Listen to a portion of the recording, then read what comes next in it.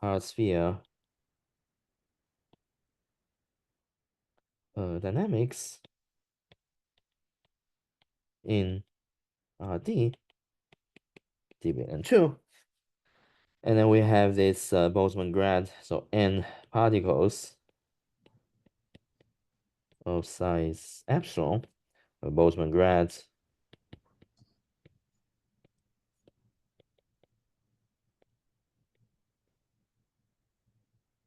plus 1. Okay. And then we are going to look at, we want to study the S-point density.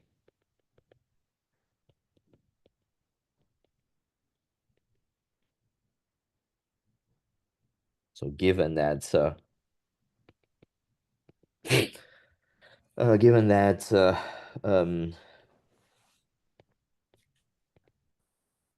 the at time 0 initial time is tensor product.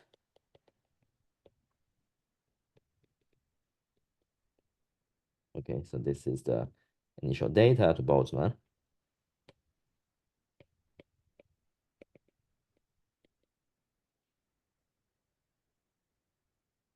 Then the goal is to prove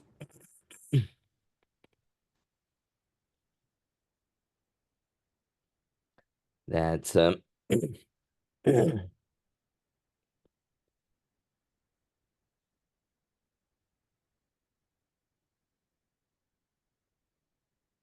plus this little remainder.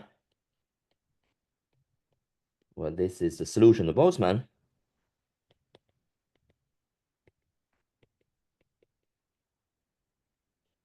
And this converges to 0 in L1. In L1 norm. So we'll see later on why do we want the L1 norm here. But in any case, this is the goal that we are looking at. And before we discuss the proof, the ideal proof in the long time case, we'll start with the simpler case of a short time, and we'll have idea like how exactly this thing works. Short time proof. So see, if you look at the literature, all the existing like short time proofs, with the work of Lanford, with the work of Gallagher theorem and Taxi and subsequent works, the short time proof is always based on a series expansion. So we have a series expansion, which is a perturbative expansion. For example, in the time parameter which is sufficiently small. Series expansion. So there is a series expansion of Boltzmann, of the Boltzmann solution, which we know. So basically, we have this, like the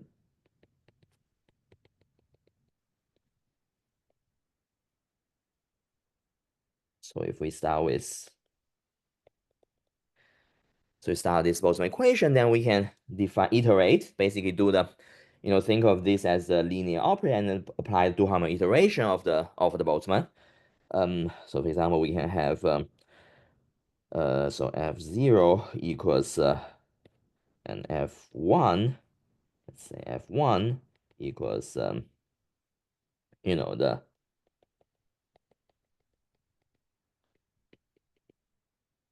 things like this, and F2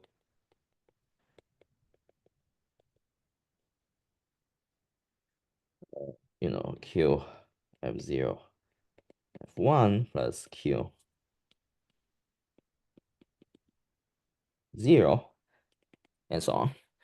Okay, so this way you can see that it's not exactly a power series in time, but it's basically like a power series. Each thing has like exponential, like behave exponentially in the small time t, and in the short time regime, this will converge. Okay, so this is the first so Duhamel expansion to the Boltzmann equation. And the more important thing is that we're performing expansion of of these density functions. Okay, we're performing this expansion of these density functions, and then we are having this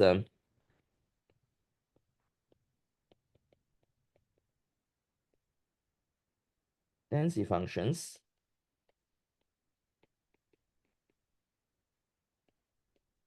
Yes. So this expansion, there are basically two ways to do it. One is by doing this BGKY.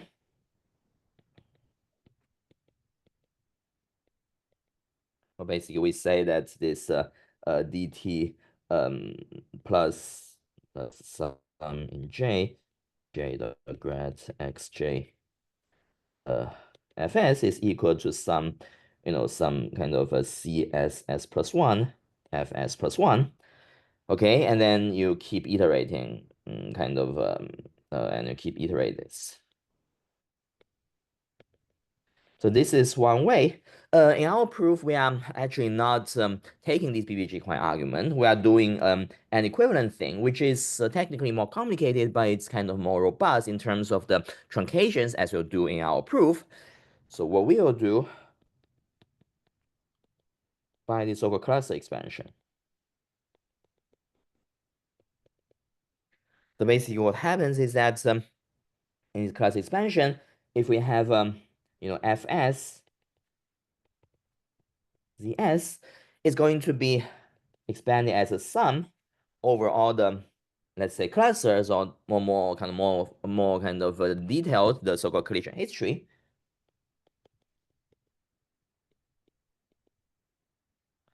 Of this basically f s plus r 0 z1 to z1 prime zs plus r prime, and we apply a kind of integral operator. Okay, so what does this mean? Basically, you consider, so here we'll draw this picture, which will be the intuitive picture we'll draw kind of throughout the rest of the lecture. So let's say we have kind of have a 0. This is a time tau. In the case we're in a short time regime, so we are having sufficiently small time tau. And then we have these S particles that we're interested to analyze at time t, let's say. Okay, so let's say t less than 1. Okay, so we draw this as these are the kind of the particles. They are, think of these lines as trajectories of particles. They are going through the collisions.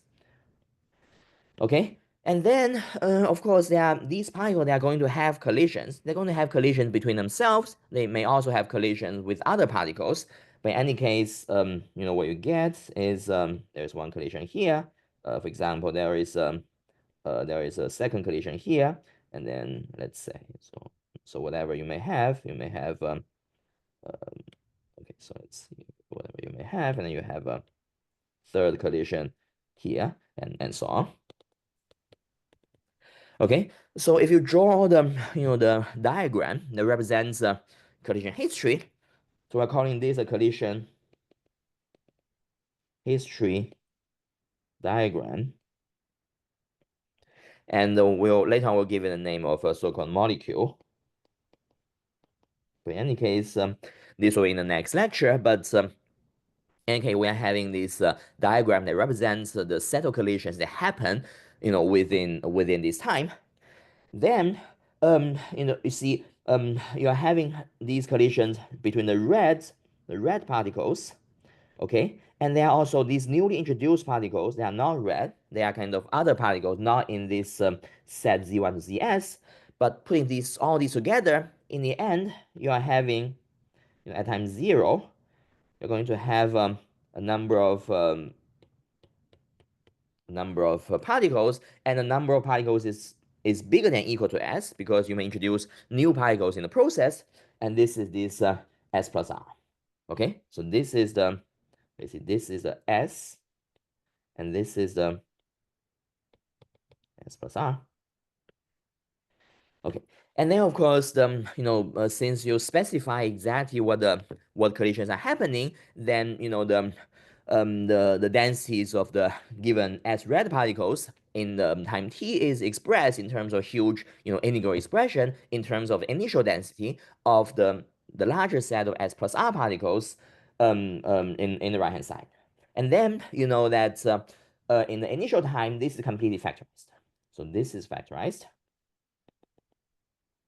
So you have a explicit expression, and then you have these summation over diagrams, and for each diagram you have integration, and then you get this expansion of the density function. Okay, so this is expansion of the density function. And now the kind of idea in the short time proof is that we're going to match kind of these two expansions term by term, and then we match the expansions term by term. Essentially, what happens is that the so-called leading diagrams,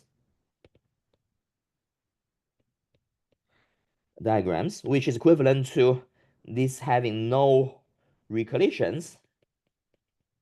Remember the notion of recollision we defined last time is very important. It basically means that two particles, they are kind of connected, kind of forward in time, while they're also connected backward in time. So there is kind of one extra collision that is more than enough to bring these particles together, and these we are calling them the recollisions.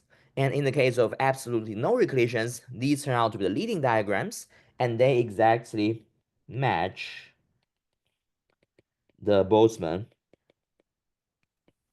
expansion term by term. Okay, so of course this is one of the key things in the short time proof, and this is also consistent with the intuition we discussed last time. The reason you have dependence is because you have recollisions, and these recollisions have a kind of low probability. Okay, and in this case, no recollisions, of course, a subleading term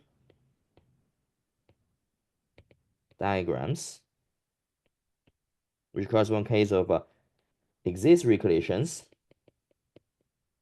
and then this is going to vanish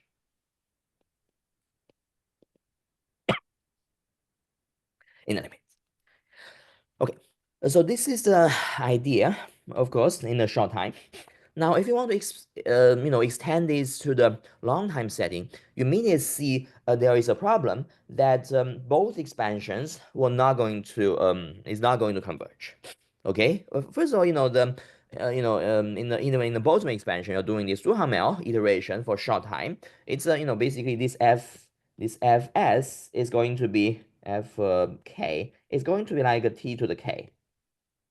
Okay, and this is kind of geometric series in time, and if time is not sufficient enough, if time is not sufficiently small, then this is not going to converge. And of course, if this is not going to converge, then there's no way the expansion of the main main density function will converge, because it's going to match the solution, the expansion to both. So then the question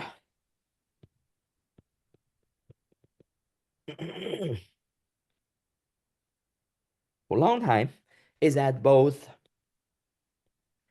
expansions will diverge for T not sufficient. And if these expansions diverge, then it makes no sense to say that you have term by term converge. I mean, you do have term by terms. You still have term by term convergence, but if the sum is divergent, it doesn't have any implications. Okay, so this is starting point where we start the long time proof.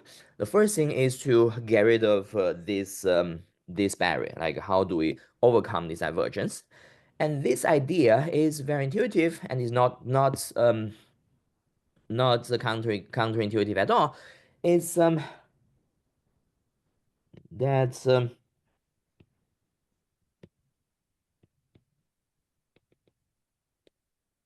we divide this interval 0 t, let's say t bigger than 1. Okay, t can be arbitrarily large as long as solution exists, into small time intervals. Let's say 0 t is a union L from 1 to big L of L minus 1 tau L tau. Okay, so of course L equals T over tau, and tau is a sufficiently small number such that since you know your solution exists on the whole interval, then you can find your solution will be kind of real analytic in time. Then basically you can find the sufficiently small tau such that your solution can be expanded as a power series on each of these intervals.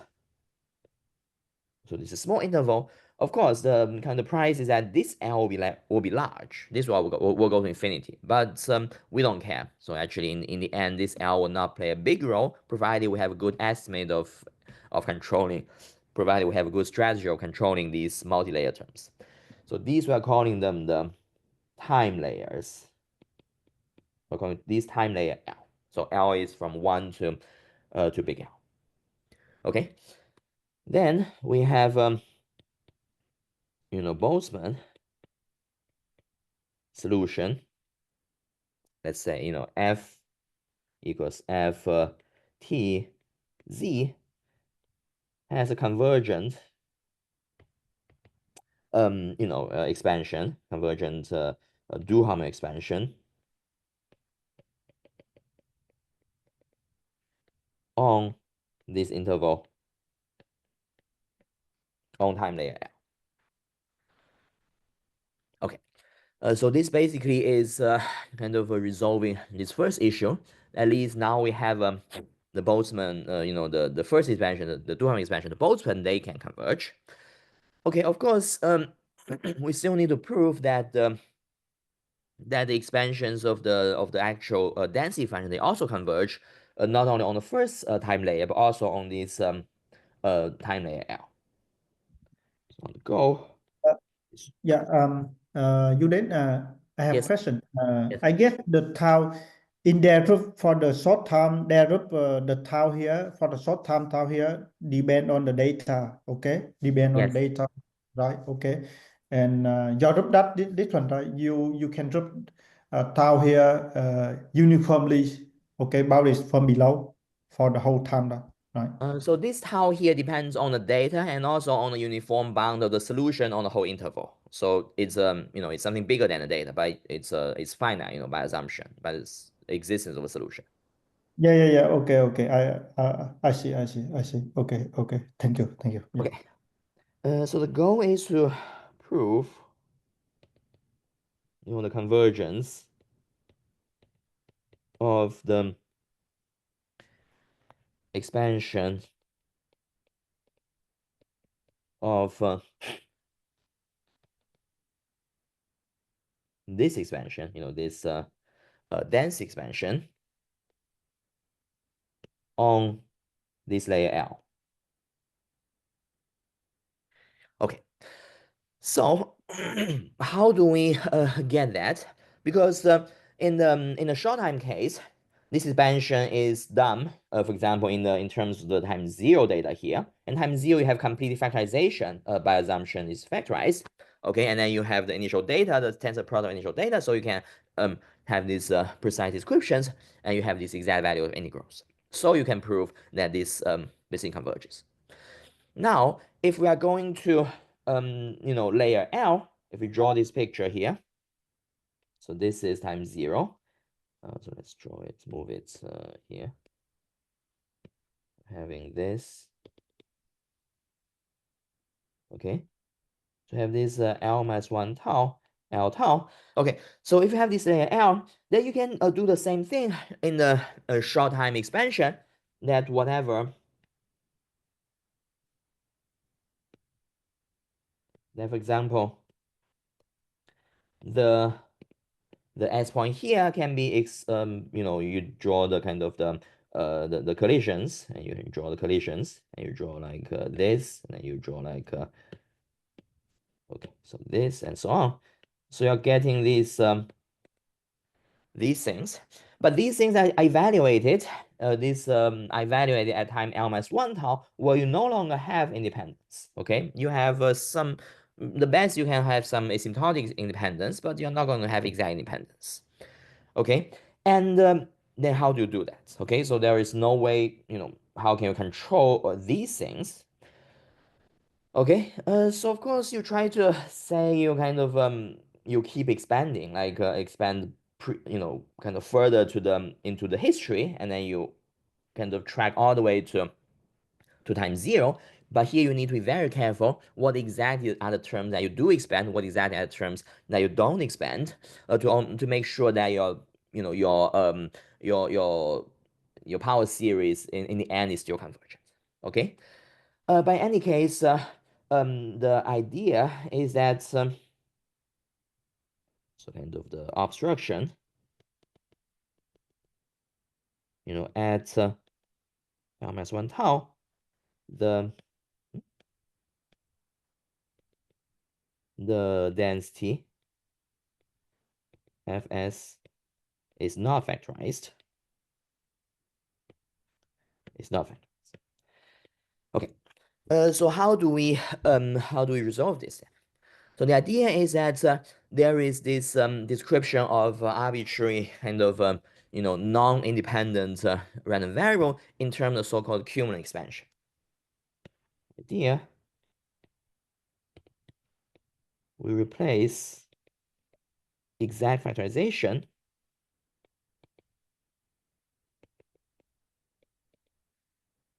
by the cumulant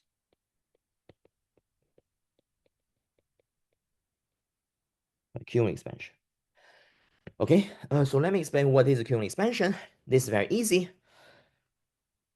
Basically, if you have independence,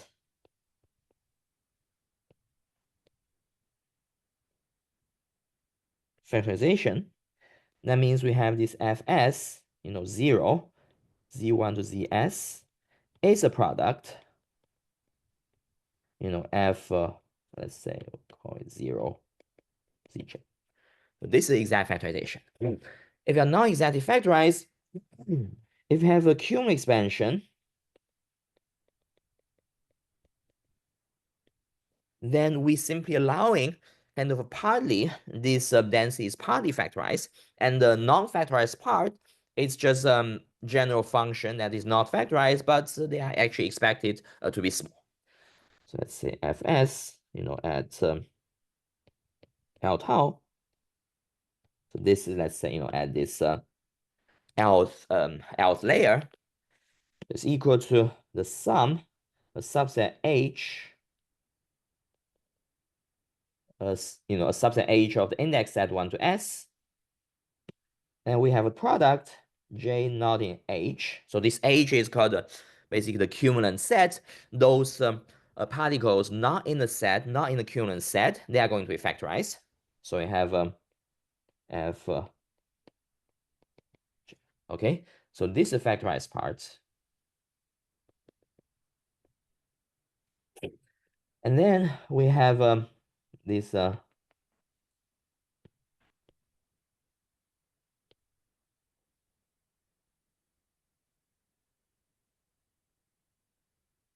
is the cumulant part that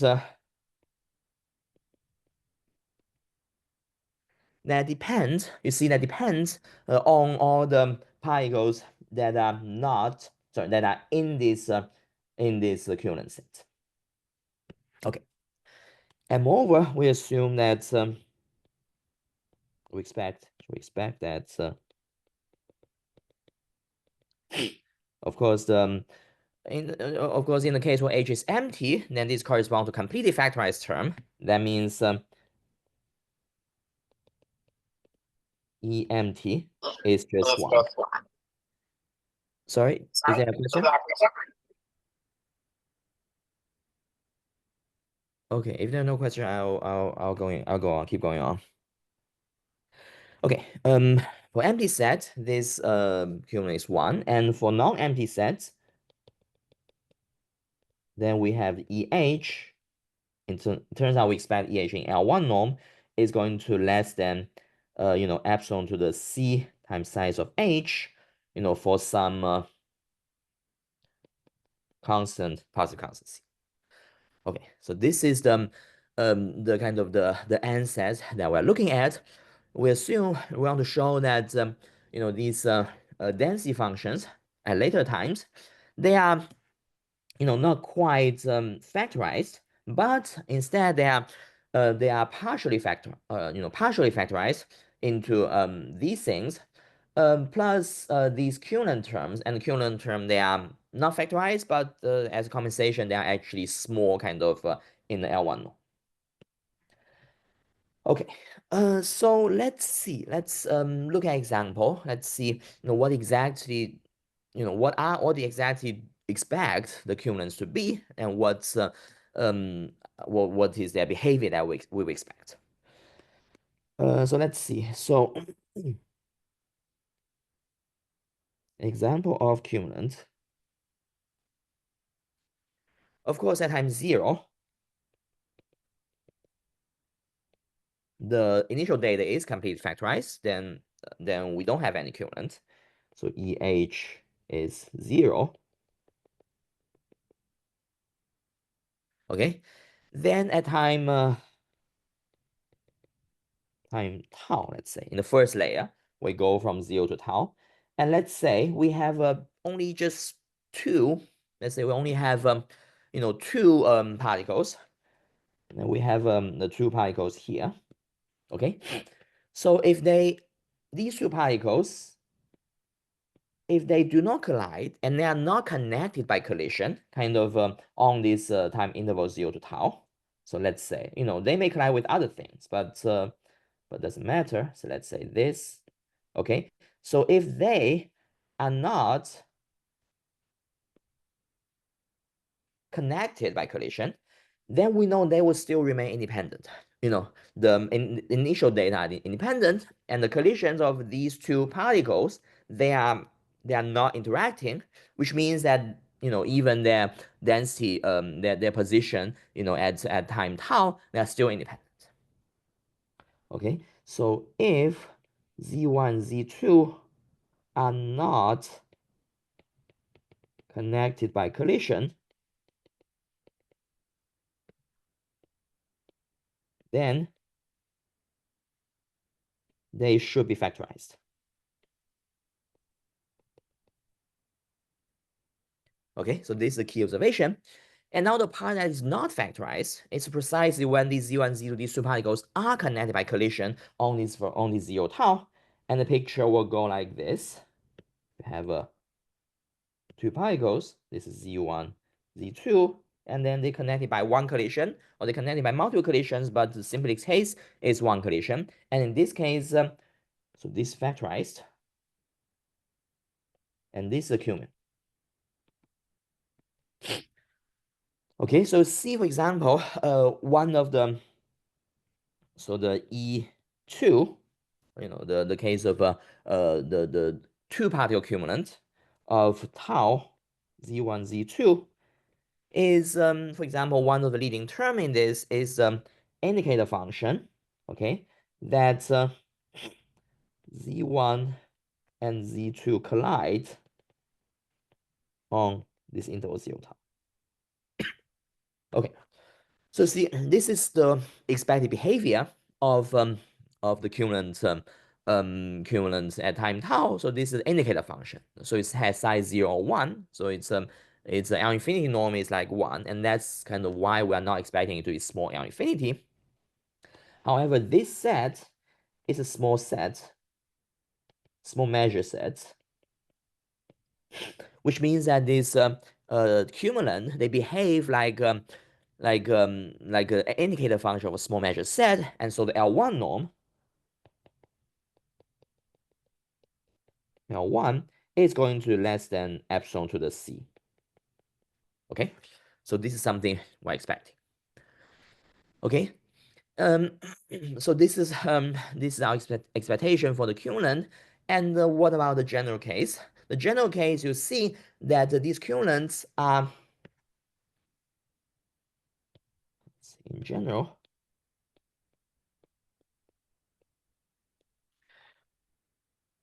the cumulants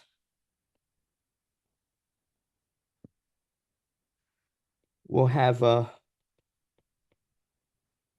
let's say, will be indicator functions. I mean, behave like indicator functions in small measure sets. They will have small L1 norm. And most importantly, they will be represented. So let's say at time L tau, let's say. They will be represented by the collision histories. Let's call it special collision histories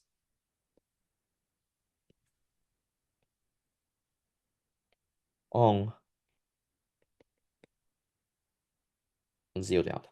So let me explain what do we mean by this special collision history. So this is a very important part of the proof, namely the expansion of the cumulants.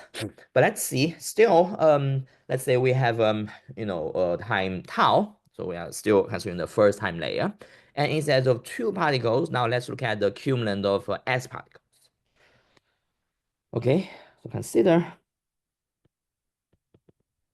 EH of tau Z1 to Zs. Let's say if we have S particles, what happens here is that so I'm putting these S particles represented by these red lines. Okay, so then they are going to have a collision between themselves. They're having collisions with other. But in any case, the point is that if two particles, they are connected. Okay, so let's take, for example, these two particles, the particle number 1 and number 2. Okay, so if they are connected by collisions somehow, okay, so then we have another collision that goes like this. So this means that these Z1, Z2, they are connected by collisions within this time 0 to tau. Okay, and then of course, we're having this, and we're having this, we're having this. Okay, then they will not be factorized. You cannot separate the variable Z1, variable Z2, because they are connected by collisions. Okay, on the other hand, if the two particles are not connected by collisions, let's call them Z3 and Z4. And the picture is like if they are, okay, so let's draw it here. So,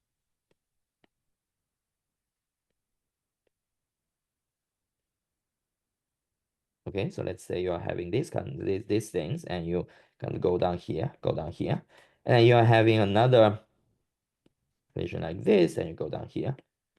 Okay, then if these two particles, Z3 and Z4, they are not kind of connected by collisions on time 0 and tau, then the corresponding density function will be factorized because these two particles will remain independent. Okay, so this intuition that we have factorization or cumulant if and only if the particle has a connection, or let's say interaction. So these red particles, we are calling them kind of root particles. So these are the root particles. Let me just call this, we have factorization or cumulant if and only if the root particle has interaction or has, sorry. The factorization means has no interaction.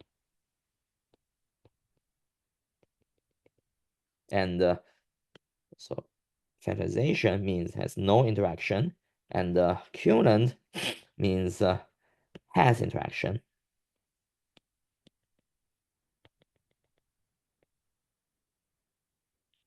with other root particles.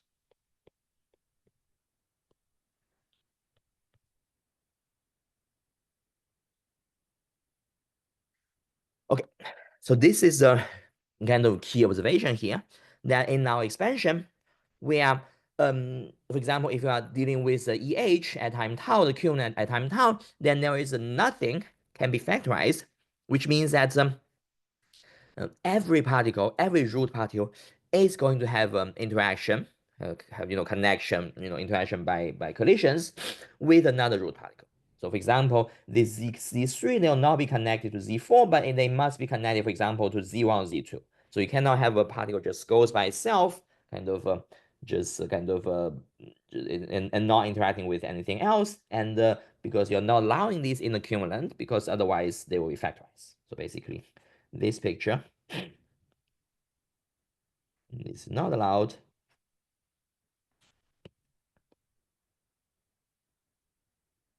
in cumulant. Okay. So this is what we expect for the cumulants. Of course, this is on the first layer. And if we pile up multiple layers, then there is an inductive argument, and then we'll see how exactly this works. So first of all, in the first layer, you only have one layer. So you are having these root particles. And when you have these, these blue lines representing the initial data, they are already completely factorized. There is nothing you want to further expand. However, if you are in some layer, bigger than 0, bigger than 1, then what you have is that let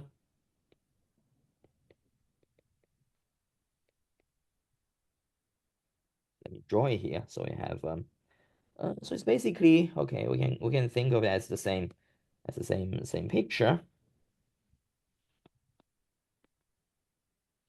Okay, and then we're having these again. Let's say this, and let's say since we are dealing with the cumulant term, we're assuming basically all each particle is connected to another. Each root particle, each red kind of particle is indeed connected to another one. So let's draw the simplest case.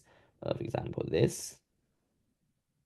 Okay, so this maybe you're having this, and then you're having this. Okay, so then you have these. Okay.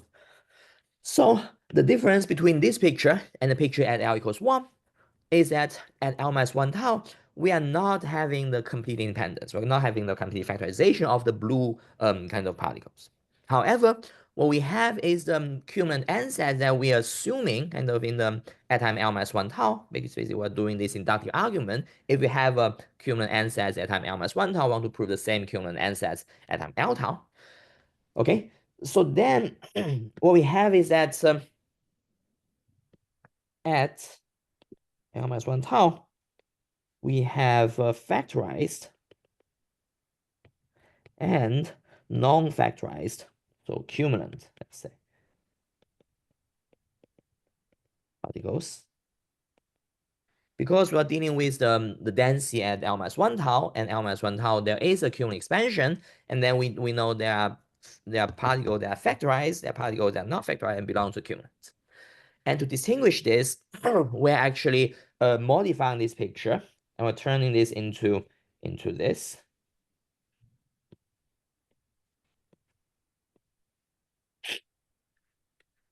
So we have these particles, and if they do kind of they are factorized at L minus 1 tau, we are drawing this as a red line, and we are not allowing them to cross the layer L minus 1 tau. Let's say these are not crossing, and then we're having these three are crossing, which means that these blue ones that are crossing represent that they belong to the cumulant. Okay, because at this time L minus 1 tau, we're making a distinction. Those parts that are factorized, because if we factorize, then we're already factorized. We don't need to further expand them into the history. But for those things that belong to cumulant, we do need to further expand them in history to use the assumed expansion of cumulant at L minus 1 tau. Okay, so this is the kind of inductive argument that we're doing here. So we so let's say for the red ones, so green ones, so green ones or factorized ones, we keep them here, and for the blue ones, all kind of like cumulant,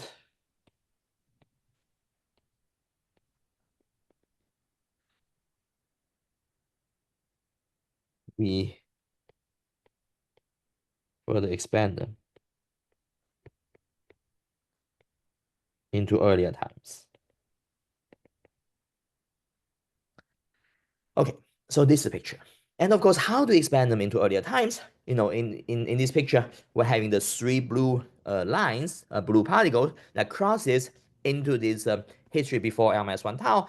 And then the only thing is that we are looking at this layer between L minus 1 tau and L minus 2 tau. And these blue ones just play the role of the red ones at time L tau. They are the new root particles at in the layer L minus 1. And then we keep track of their collisions, and we get to the input at L minus 2 tau, and again we do the distinct classification. Those that are factorized, you leave them there. Those that are not factorized, we proceed to expand in the earlier time, and they will act as new root particles of at time L minus 2 tau.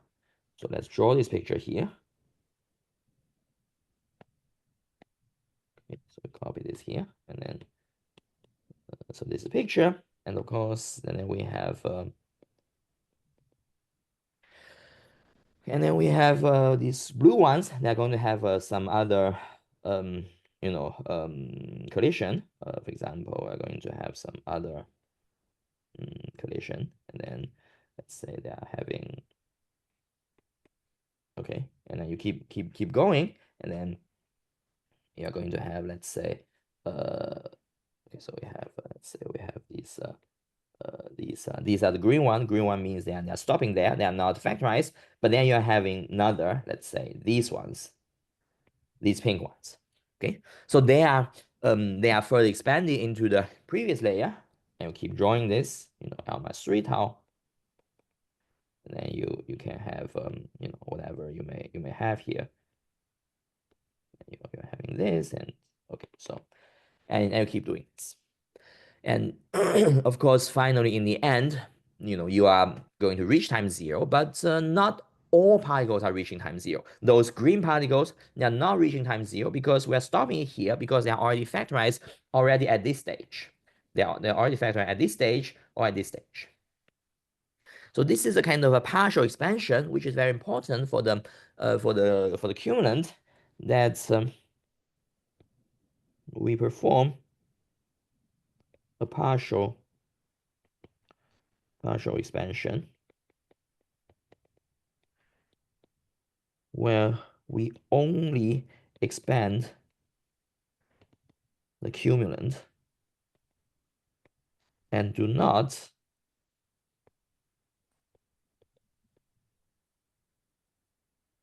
the factorized part. So this idea turned out to be the kind of the key common idea that appears in both the derivation of Waving equation and the derivation of Boltzmann equation. In the case of Waving equation, the kind of cumulant corresponds to the cumulant of all the 4 and higher, and the factorized part corresponds to the kind of the second moment of the of your solution. Okay, and the reason we want to do this is because if we naively expand all the factorized parts into earlier times, then we are going to get these combinatorial divergence or combinatorial factors, and kind of it is it's only when we perform this partial expansion that we can avoid these combinatorial divergence. So see this combinatorial divergence by kind of controlling the the number of choices of the diagrams, and then of course which is a key thing in the estimate of the whole kind of the whole interaction diagram. So now next stage. So now we have an expansion formula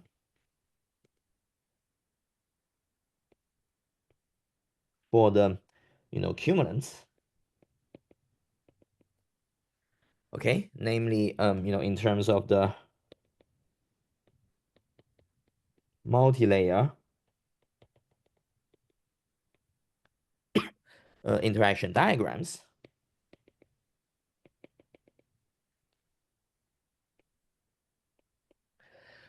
Our goal is to prove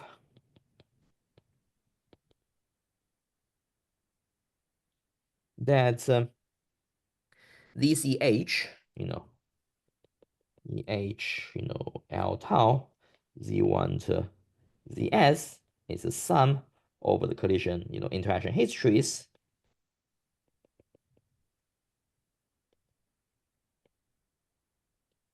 Oh, which, remember, this is given by this layered picture of this integral expression.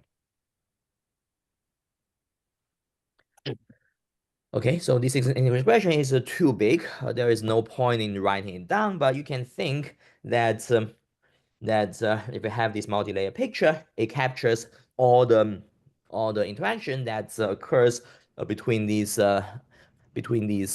particles, and then whatever density function you have in the final time is going to be expressed in terms of integrals and this complicated substitutions of all the inputs. And here all the inputs includes inputs here in the green one here, and inputs here, and finally, of course, in inputs at time 0. Okay, so we have a kind of a huge expression, and kind of in fact the main difficulty in the whole paper is to analyze the size of these huge integral expression, and was develop a systematic way of doing this, which we'll discuss in the third and last lecture. Okay, for now, let's stick to this kind of expansion formula, and how are we going to estimate this? So then, kind of trivially, we have, if we want to measure the EH in L1, and that's something we need to do. So this is less than the product of two factors. So the number of interaction diagrams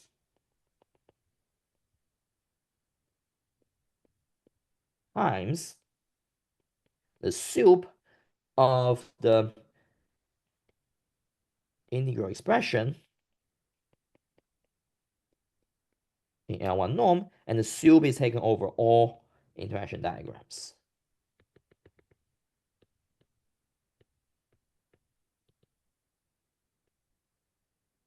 Okay. And this is trivial. So then kind of in order to bound the left-hand side, we just need to bound two factors. One is the number of interaction diagrams, and one is the size of each individual diagram. Okay, so let us, in the rest of today, let us discuss, how can we bound the number of interaction diagrams. And actually, this has to do with with the size of cumulant you are expanding, has to do with the total number of recollisions in the picture, and it also leads to the necessary truncation, which we are actually doing our proof. So let me make this remark. In order to bound the number of diagrams, we need to perform two truncations. Okay. To our dynamics.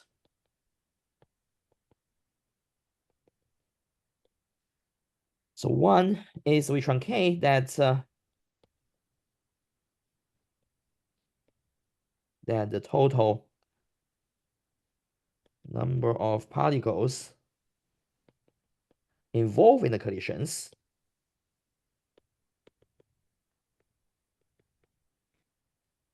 is less than log n to the c, where c is a constant.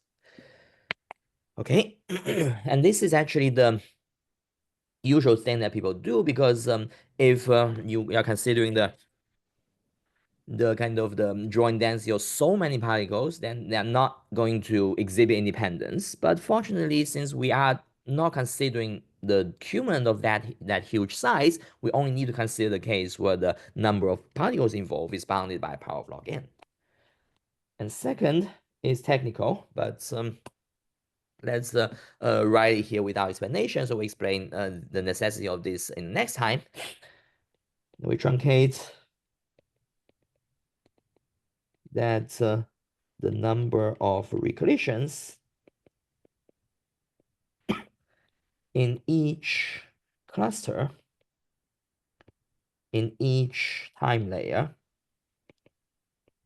is less than absolute constant. 因为朗道算子它没有那个 u 一撇 v 一撇这种关系是吧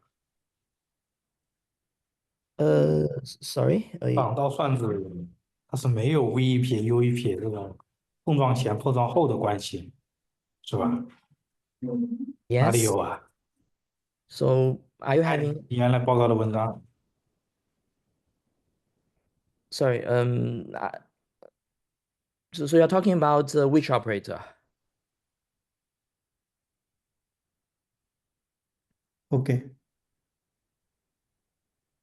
Uh, Uh, Hello.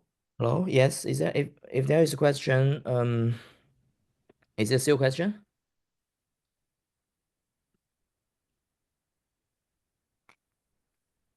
Let me keep going on. Sorry. Okay. Okay. Yeah. Okay. So yeah. um. So this second truncation, which we'll discuss in the next lecture. But let's say we have these truncations, then we can bound the number of diagrams as follows. Let X be the total number of particles in the whole diagram. And X is less than log n to the C by the truncation. Let rho be the total number of recollisions, which we can basically think that the rho is comparable to the maximum size of cumulants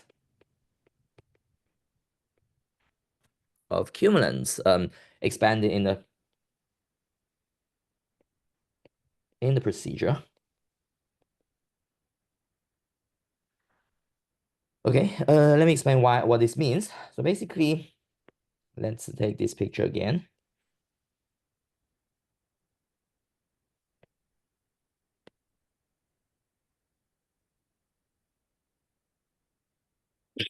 Let's say we are in the simplest case where within each layer there is no recollision, but then we still have a recollision precisely because of Cumulant expansion. So let's say if we expand, for example, these green thing, which is a cumulant, okay? Since they are cumulant, by definition, we know that each of these particles is going to interact, is going to be connected to another particle in the previous history.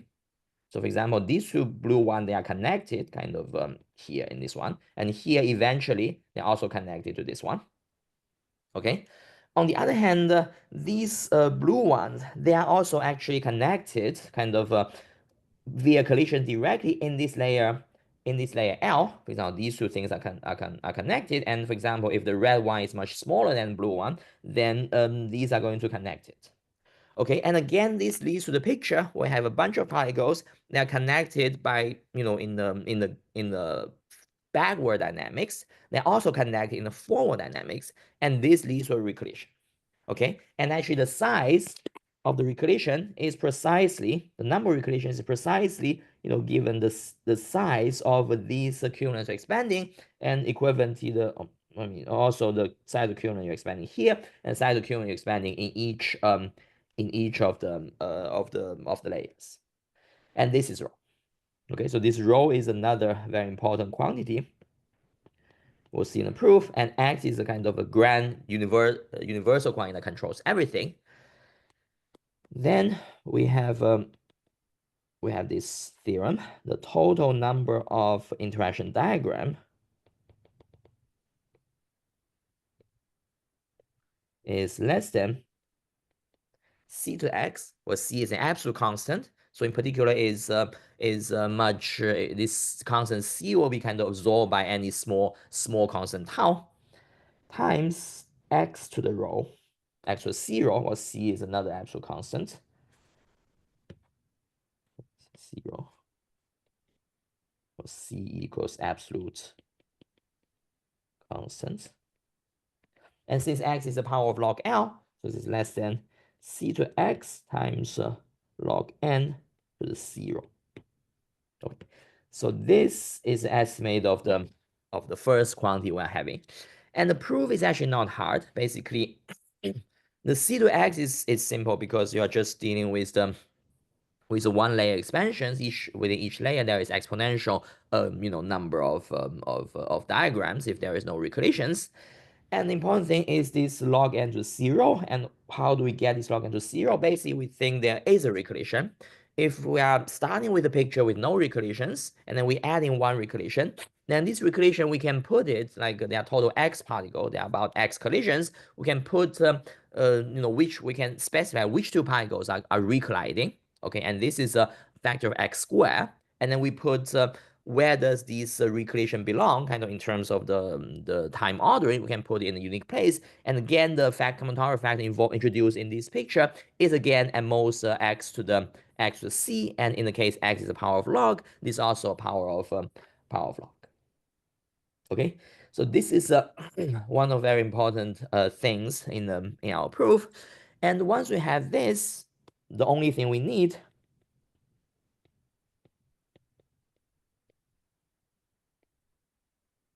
remember we're having these two factors. The first factor is the number of diagrams, and the second factor